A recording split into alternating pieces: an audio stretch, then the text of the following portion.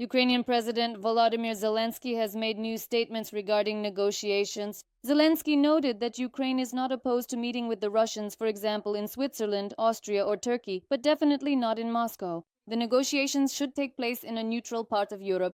During a meeting with journalists, the president responded to a union correspondent's question by saying that the U.S. coordination group preparing for the meeting will include Rubio, Witkoff, and Vance.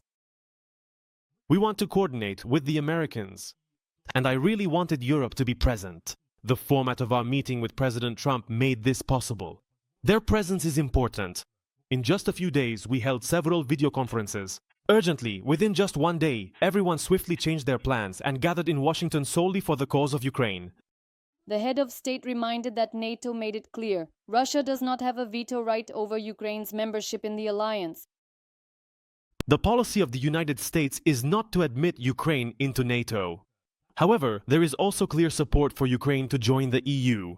Therefore, if there is a clear vision for security guarantees for Ukraine similar to NATO's Article 5, then this decision must be very strong. Volodymyr Zelenskyy emphasized that without any definitive agreements in a bilateral format, and indeed without any viable kind of ceasefire option being considered, a trilateral meeting format is almost impossible. The president also commented on the significant territorial concessions that Moscow is currently demanding. Putin wants to sell us thin air, promising not to attack us, but in return demands that we give up what we control. I think this is just his quirk, and he understands that it won't happen that way.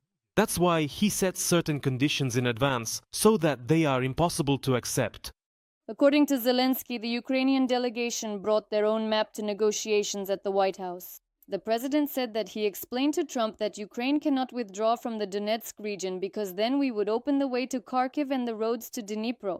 Stories circulating about the Russians occupying the Donbas region by the end of this year are just mere talk.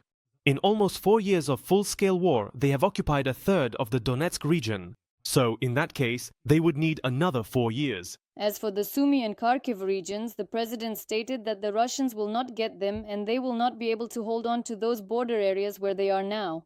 A few months from now, and they will be gone from the Sumy region, Zelenskyy said.